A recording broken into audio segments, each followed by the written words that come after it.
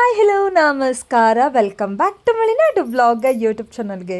ಸುಮಾರು ಜನ insta post ನೋಡಿದಾಗ ಕೇಳಿರ್ತೀರಾ, ಅಕ್ಕ ಯಾವ ದೇವಸ್ಥಾನಕ್ಕೆ ಹೋಗಿದ್ರಿ, ಏನು ಸ್ಪೆಷಲ್ಲು ಅಂತ. ನಾನಿವತ್ತು ತಮಿಳ್ನಾಡಿಗೆ ಹೋಗಿದ್ದೆ. ಎಲ್ಲಿಗೆ ಅಂದರೆ ಓಂ ಶಕ್ತಿ ಅಮ್ಮನವರ ದೇವಸ್ಥಾನಕ್ಕೆ. ಈ ಕಡೆ ನಮ್ಮ ಶಿರ್ಸಿ ಕಡೆ ಅಷ್ಟು ಗೊತ್ತಿರಲಿಕ್ಕಿಲ್ಲ, ಬಟ್ ಬ್ಯಾಂಗ್ಳೂರಲ್ಲಿ ಸುಮಾರಷ್ಟು ಜನ ಹೋಗ್ತಾನೆ ಇರ್ತಾರೆ. ಓಂ ಶಕ್ತಿ ಅಮ್ಮನ ದೇವಸ್ಥಾನಕ್ಕೆ ಯಾಕೆ ಹೋಗಿದ್ದೆ ಏನು ಅಂತ ಡೀಟೇಲ್ ವಿಡಿಯೋ ಹೇಳ್ತೀನಿ. ಫಸ್ಟ್ಲಿ ಬೆಂಗಳೂರಿಂದ ಅಷ್ಟೆಲ್ಲ ಸೀರೀಸ್ ಮಾಡಿ ನಂತರ ನಾನು ಬಂದಿದ್ದೆ ರಾತ್ರಿ ಬಸ್ಸಿಗೆ Om Shakti ಟೆಂಪಲಿಗೆ. So ಮೇಲ್ಮತ್ತೂರಿಗೆ direct bus ಇತ್ತು. ಸೊ ಡೈರೆಕ್ಟ್ ಬಂದು ಸ್ವಲ್ಪ ಹೊತ್ತು ಮಲ್ಕೊಂಡು ರೆಸ್ಟ್ ತೊಗೊಂಡು ಫ್ರೆಶ್ ಅಪ್ ಆಗಿ ನಾವು ಕೂಡ ದೇವಸ್ಥಾನದ ಕಡೆ ಹೊರಟ್ವಿ. ಯಾಕೆ ತಂಗಿ ಸೀರೆ ಹುಟ್ಟಿದ್ದಾಳೆ, ಅದರೊಳಗೂ ರೆಡ್ ಕಲರ್ ಸೀರೆ ಯಾಕೆ ಹುಟ್ಟಿದಾಳೆ ಅಂತ ನೀವು ನೋಡ್ತಾ ಇದ್ದೀರಾ. ಹಾಗಾದರೆ ಇಲ್ಲಿದೆ ಕರೆಕ್ಟ್ ರೀಸನ್. ಏನಂತ ಹೇಳಿದ್ರೆ, ನಮ್ಮ ಒಂದು ಹರಕೆ ಹೇಳ್ಕೊಂಡಿದ್ಲು, ತಂಗಿ ಹುಟ್ಟಿದಾಗನೇ ಅವಳಷ್ಟೇ ತೂಕದ ಬೆಲ್ಲ ಕೊಡ್ತೀವಿ ಅಂತ. ಆದರೆ ಸುಮಾರು ವರ್ಷದಿಂದ ಅಂದ್ಕೊಂಡಿದ್ವಿ, ಯಾಕೋ ಕಾಲನೇ ಕೂಡ ಬಂದಿರಲಿಲ್ಲ. ಆದರೆ ಈ ಸಲ ಆ ಕಾಲ ಕೂಡೇ ಬಂತು. ಸೊ ನಾವು ಕೂಡ ಹೋಗಿದ್ವಿ. ಜೊತೆಗೆ ಅಲ್ಲಿ ಏನಂದರೆ ಓಂ ಶಕ್ತಿ ಟೆಂಪಲಲ್ಲಿ ಏನಾದರೂ ಪೂಜೆ ಕೊಡೋದೆಲ್ಲ ಇದ್ದರೆ ಕಂಪಲ್ಸರಿ ಕೆಂಪು ಕಲರ್ ಸೀರೆ ಉಟ್ಕೋತಾರೆ. ಮೋಸ್ಟ್ಲಿ ಅಲ್ಲಿರೋ ಯಾವುದೇ ಹೆಣ್ಮಕ್ಳು ನೋಡಿದ್ರು ಅವರೆಲ್ಲ ಕೆಂಪು ಸೀರೆನೇ ಉಟ್ಕೊಂಡಿರ್ತಾರೆ, ಕೆಂಪು ಡ್ರೆಸ್ನ ಹಾಕ್ಕೊಂಡಿರ್ತಾರೆ. ಹಾಗೆ ಇಲ್ಲಿ ನಾವು ಬೆಲ್ಲ ಕೊಟ್ಟಿದ್ದು ಕೂಡ ವಿಡಿಯೋ ಎಲ್ಲ ಮಾಡಲಿಕ್ಕಾಗಿರಲಿಲ್ಲ, ಬಟ್ ಅಲ್ಲೇ ಡೈರೆಕ್ಟ್ ಬೆಲ್ಲ ತೊಗೊಂಡ್ವಿ. ಸೊ ಅವಳಷ್ಟೇ ತೂಕದ ತುಲಾಭಾರ ಕೊಟ್ಟಿರುವಂಥದ್ದು. ಸೊ ಈ ಒಂದು ಹರಕೆ ತೀರ್ಸೋಕ್ಕೋಸ್ಕರನೇ ನಾವು ಹೋಗಿರೋವಂಥದ್ದು. ಮತ್ತೊಂದು ನಮ್ಮ ಹರಕೆ ಹೇಳ್ಕೊಂಡಿದ್ಲು, ಬಟ್ ಅದನ್ನು ಮಾಡಲಿಕ್ಕಾಗಲಿಲ್ಲ. ಏನಂತ ಹೇಳಿದ್ರೆ ಪೊಂಗಲ್ ಮಾಡಿಸಿ ಬಡಿಸ್ತೀನಿ ಅಂತ. ಬಟ್ ಹೇಳ್ಕೊಂಡಿದ್ದು ತುಂಬ ಹಳೆಯ ವರ್ಷ ಆಗಿದ್ದಕ್ಕೆ, ಅಂದರೆ 20 ಏಜ್ ಆಗಿದ್ದಕ್ಕೆ. ಸೊ ಇಲ್ಲಿಗೆ ತುಂಬಾ ಸಿಸ್ಟಮ್ ಚೇಂಜ್ ಆಗಿತ್ತು. ಈ ಸಲ ಬಡಿಸೋ ಅಂತ ಪೂಜೆ ಎಲ್ಲ ಇದ್ದಿರಲಿಲ್ಲ.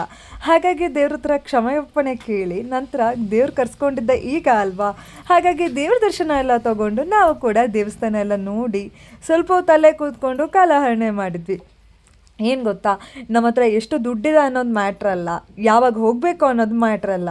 ಮ್ಯಾಟ್ರ್ ಇರೋದು ಒಂದೇ, ಏನಂದರೆ ದೇವ್ರು ಕರ್ಸ್ಕೋಬೇಕು ಅಷ್ಟೆ. ಎಷ್ಟೋ ಸಲ ಅಂದ್ಕೊಂಡಿದ್ದೀನಿ, ದೇವರೇ ನಾನು ಯಾವಾಗ ಬರ್ತೀನೇನೋ ಅಂತ. ಬಟ್ ಈ ಸಲ ಅನ್ಪ್ಲ್ಯಾನ್ಡ್ ಆಗಿ ನಾನು ಹೋಗಿರುವಂಥದ್ದು. ಡಿಸೈಡ್ ಮಾಡಿದ್ದ 3 ದಿನಕ್ಕೆ ಹೋಗಿ ನಾನು ರೀಚ್ ಆಗಿರುವಂಥದ್ದು. ನೀವು ಯಾವಾಗಾದರೂ ನೋಡಿದ್ದೀರಾ ಓಂ ಶಕ್ತಿ ಟೆಂಪಲ್ನ? ಮಿಸ್ ಮಾಡದೆ ಕಮೆಂಟ್ ಮಾಡಿ. ಹಾಗೆ ಇಲ್ಲಂತೂ ಸಖತ್ತಾಗಿದೆ. ಆದರೆ ಒಂದು ಮಾತ್ರ ನೆನ್ಪಿಟ್ಕೊಳ್ಳಿ, ಇಲ್ಲಿ ಕನ್ನಡ ಮೋಸ್ಟ್ ಆಫ್ ದಿ ಜನಕ್ಕೆ ಯಾರಿಗೂ ಬರೋದಿಲ್ಲ. ಸೊ ಮೋಸ್ಟ್ ಎಲ್ಲರೂ ತಮಿಳೆಲ್ಲ ಮಾತಾಡ್ತಾರೆ, ಹಾಗಾಗಿ ಸ್ವಲ್ಪ ಅಡ್ಜಸ್ಟ್ ಮಾಡ್ಕೋಬೇಕು. ಬಟ್ ಲಿಟ್ರಲಿ ಹೇಳ್ಬೇಕಂದ್ರೆ ಪ್ಲೇಸ್ ಅಂತ ತುಂಬಾ ಚೆನ್ನಾಗಿದೆ. ನಂತರ ನಾವು ಕೂಡ ಊಟದ ಮನೆ ಹತ್ರ ಹೋದ್ವಿ. ಸೊ ಅಲ್ಲಿ ನನಗೆ ಚಕ್ಲಿ ಸಿಕ್ಕಾಪಟ್ಟೆ ಇಷ್ಟ. ಅದರೊಳಗೂ ಬಿಸಿಲಾಗಿದ್ದಕ್ಕೆ ಯಪ್ಪ ಹೆಂಗಿತ್ತು ಅಂತ ನೀವೇ ನೋಡ್ತಾ, ಸಿಕ್ಕಾಪಟ್ಟೆ ಶೆಕೆ. ಏನಂದರೆ ಕರ್ನಾಟಕದಲ್ಲಿ ಸ್ವಲ್ಪ ಮಳೆ ಇತ್ತು, ಜೊತೆಗೆ ಬಿಸಿಲು ಸ್ವಲ್ಪ ಕಮ್ಮಿನೇ ಇತ್ತು. ಬಟ್ ತಮಿಳ್ನಾಡಲ್ಲಿ ಸಿಕ್ಕಾಪಟ್ಟೆ ಬಿಸಿಲಾಗಿತ್ತು. ಆದರೆ ವೈಬ್ ಅಂತೂ ಸಖತ್ತಾಗಾಯಿತು. ಇನ್ನು ಊಟ ಅಂತೂ ತುಂಬಾ ಚೆನ್ನಾಗಿರುತ್ತೆ. ಹಾಗೆ ದೇವಸ್ಥಾನದ ಹತ್ತಿರಲ್ಲೇ ಒಂದು ಪಕ್ಷಿಗಳ ವ್ಯೂ ಪಾಯಿಂಟ್ ಇದೆ. ಸೊ ಇಲ್ಲೇ ಎಲ್ಲ ಪಕ್ಷಿಧಾಮ ಇರುವಂಥದ್ದು. ಸೊ ಅಲ್ಲಿ ಪಕ್ಷಿ ಕೂಡ ನೀವು ನೋಡ್ಕೊಂಬರ್ಬೋದು. ಲಿಟ್ರಲಿ ತುಂಬಾ ಸಖತ್ತಾಗಿದೆ. ಜೊತೆಗೆ ಒನ್ ಆಫ್ ದಿ ಪೀಸ್ಫುಲ್ ಜಾಗ ಅಂತಲೇ ಹೇಳ್ಬೋದು. ಇನ್ನು ಒಳಗಡೆ ದರ್ಶನಕ್ಕಂತೂ ತುಂಬಾ ಚೆನ್ನಾಗಿ ಮಾಡ್ಕೊಬರ್ಲಿಕ್ಕಾಯಿತು. ಸುಮಾರು ಹೊತ್ತು ನೋಡಲಿಕ್ಕೂ ಕೂಡ ಸಿಕ್ತು. ಇವನ್ ಪ್ರೀವಿಯಸ್ ಟೈಮ್ ಹೋದಾಗನೂ ಕೂಡ ಈ 30 ರೂಪಾಯಿ ಚಕ್ಲಿ ನಂಗಂತೂ ಸಖತ್ ಇಷ್ಟ ಆಯಿತು. ನಂತರ ಮತ್ತೆ ರೂಮ್ ಕಡೆ ಹೋದೆ. ಸುಮಾರಷ್ಟು ರೆಸ್ಟ್ ತೊಗೊಂಡು, ಯಾಕಂತ ಹೇಳಿದ್ರೆ ನೆಕ್ಸ್ಟ್ ಡೇ ನಾನು ತಿರುವಣ್ಣಾಮಲೈಗೆ ಹೋಗ್ಬೇಕಂತ ಇದ್ದೆ. ಸೊ ಆದರೂ ಕೂಡ ಪೋಸ್ಟ್ ಹಾಕ್ತೀನಿ. ನಂತರ ದೇವಸ್ಥಾನಕ್ಕೆ ಬಂದೆ, ಬಟ್ ನೈಟ್ ಊಟ ಇದ್ದಿರಲಿಲ್ಲ. ನಂತರ ಅಲ್ಲೇ ಹೋಟ್ಲಿಗೆ ಹೋಗೋಣ ಅಂತ ಹೇಳ್ಕೊಂಡು, ಲೋಕಲಲ್ಲಿ ಅಷ್ಟು ಚಲೋ ಇರಲಿಲ್ಲಾಗಿತ್ತು ಹೋಟೆಲು, ಹಾಗಾಗಿ ನಾವು ಹೊರಗಡೆ ಹೋಗ್ಬೇಕಂತ ಡಿಸೈಡ್ ಮಾಡಿದ್ವಿ. ದ್ವಾರದಲ್ಲಿ ಲೈಟ್ ಹಾಕಿದ್ದು, ಹಾಗೆ ಎದುರುಗಡೆ ಇರುವಂತಹ ಜಾಗ ಎಷ್ಟು ಜನ ಬಂದಿದ್ರು ಅಂದರೆ, ನಾವು ಹೋಗಿದ್ದ ದಿನ ಬಂದು ಸ್ಯಾಟರ್ಡೇ ಆಗಿತ್ತು. ಸೊ ಸ್ವಲ್ಪ ಕಮ್ಮಿ ಇದ್ದರು, ಬಟ್ ಸಂಡೇಗೆ ಸಿಕ್ಕಾಪಟ್ಟೆ ಜನ ಇದ್ದರು. ಲಾಸ್ಟಿಗೆ ರಾತ್ರಿ ಪೂಜೆ ಕೂಡ ನೋಡ್ಕೊಂಡು ಬಂದ್ವಿ. ತುಂಬಾ ಖುಷಿ ಆಯಿತು. ಅಮ್ಮ ಎಲ್ಲರಿಗೂ ಒಳ್ಳೇದು ಮಾಡಲಿ ಅಂತ ಕೇಳ್ಕೊಳ್ತೀನಿ. ಈ ವಿಡಿಯೋ ನೋಡೋರಿಗೂ ಕೂಡ ಸ್ಪೆಷಲ್ ಆಗಿ ಒಳ್ಳೇದು ಮಾಡಲಿ ಅಂತ ಕೇಳ್ಕೊಳ್ತೀನಿ. ಇನ್ನು ಗೂಗಲಲ್ಲಿ ಸರ್ಚ್ ಮಾಡಿ ಎಲ್ಲಿ ಬೆಸ್ಟ್ ಹೋಟೆಲ್ ಇದೆ ಅಂತ ನೋಡಿದೆ. ಸೊ ಅಲ್ಲಿ ನಮ್ಮ ಪಯಣ ಸ್ಟಾರ್ಟ್ ಆಯಿತು. ಫಸ್ಟ್ ಟೈಮ್ ಅಲ್ವಾ, ಊರು ಹೊಸದು. ದ್ವಾರ ಅಂತೂ ತುಂಬಾ ಚೆನ್ನಾಗಿತ್ತು. ನಾವಿಲ್ಲಿಂದ ಸ್ಟಾರ್ಟಿಂಗ್ ಬಂದಿದ್ದಾದರೂ ನಮಗೆ ಲೈಟಿಂಗ್ಸ್ ಎಲ್ಲ ಕಾಣಲೇ ಇಲ್ಲ. ಅಲ್ಲೊಂದಿಷ್ಟು ಕ್ಲಿಪ್ ತೊಗೊಂಡು ನಂತರ ನಾವು ಪೇಟೆ ಕಡೆ ಹೊರಟಿದ್ವಿ. ಸೊ ಜಸ್ಟ್ ಒಂದು 200-300 ಮೀಟ್ರ್ ತುಂಬ ಮುಂದೆ ಹೋದ್ವಿ. ನಂತರ ಅಲ್ಲೊಂದಿಷ್ಟು ಪೇಟೆ ಕಡೆ ಸಿಕ್ತು. ನೋಡ್ತಿದ್ದೀರ ಎಷ್ಟೆಲ್ಲ ಶಾಪ್ ಇದ್ವು ಅಂತ. ಆಮೇಲೆ ಗೊತ್ತಾಯಿತು, ದೇವಸ್ಥಾನದ ಹತ್ರ ಸಣ್ಣದಾಗೆ ಇರ್ಬೋದು, ಬಟ್ ದೇವಸ್ಥಾನದಿಂದ ಹೊರಗಡೆ ಸಿಕ್ಕಾಪಟ್ಟೆ ಪೇಟೆ ಇದೆ. ಸೊ ಯಾರಾದ್ರು ಬೆಸ್ಟ್ ಹೋಟ್ಲಿಗೆ ನೋಡ್ತಾ ಇದ್ರೆ ಅಲ್ಲಿ ಹೋಗ್ಬೋದು.